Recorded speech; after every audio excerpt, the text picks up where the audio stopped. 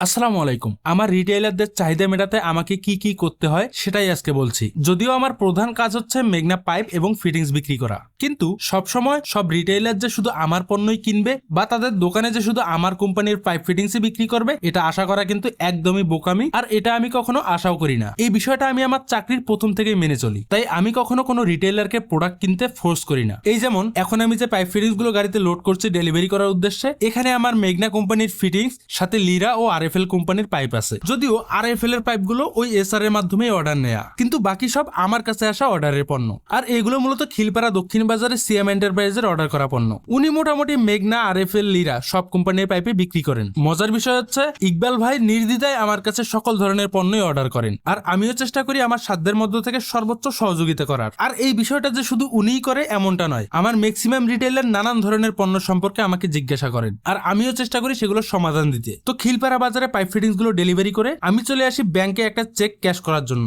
আর আজকে আমি নিজে ডেলিভারি করব এমন পণ্যের অর্ডার আমার হাতে না থাকায় আমি কালেকশনের দিকে আজকে বেশি ফোকাস করছি, কারণ আমার কাজই হচ্ছে মার্কেট থেকে টাকা সংগ্রহ করা, সেটা কালেকশন করে হোক অথবা পণ্য ডেলিভারি করে। আর ব্যাংক থেকে চেকটা ক্যাশ করে নিয়ে আমার ডিলার ফারুক ভাইকে বুঝিয়ে দিয়ে এখন আমার কাজ যেখানে কালেকশন পাবো সেখানেই যাওয়া। আর গতকাল যেহেতু জয়াগের মডার্ন সলিউশনে পণ্য ডেলিভারি করছি আর সেটার পেমেন্ট নেওয়া বাকি ছিল, তাই প্রথমেই চলে আসি জয়াগ বাজার। এখানে মডার্ন সলিউশনের ফারুক ভাইয়ের কাছ থেকে গতকাল ডেলিভারি করা পণ্যের পেমেন্ট নিয়ে সাথে রহিম ভাইকে অগ্রিম ধন্যবাদ দিলাম আমার এই বছরের ক্লোজিং করার জন্য। যদিও ফুল পেমেন্ট আসতে আসতে আরো 3 থেকে 4 দিন লাগতে পারে। এরপর পাশের দোকান আলমামুন ইলেকট্রিকের রফিক ভাইয়ের কাছে যাই। যদিও আজকে ওনার কালেকশন ডেট ছিল না, তবুও ভাই যা পারছে কালেকশন দিছে। তো জয়াক বাজারের 2 দোকান থেকে কালেকশন নিয়ে আবার রওনা দেই চাটখিলের উদ্দেশ্যে, কারণ এরপর আমাকে কালেকশন সংগ্রহ করতে যেতে হবে খিলপাড়া বাজারে। সেখানে সকালে যে পণ্যগুলো ডেলিভারি করছিলাম লিটন ভাইয়ের মাধ্যমে, সেই পণ্যের পেমেন্ট লিটন ভাইয়ের কাছেই দেওয়ার কথা থাকলেও ডেলিভারি করতে কিছুটা লেট হয়। ইকবাল ভাই ততক্ষণে বাসায় চলে যাওয়া সেটা আর সম্ভব হয়নি, তাই বিকালের পর সন্ধ্যার দিকে আমি নিজে যাই পেমেন্ট নিতে। তো ইকবাল ভাইয়ের থেকে পেমেন্ট নিয়ে চাটখিল আসার পথে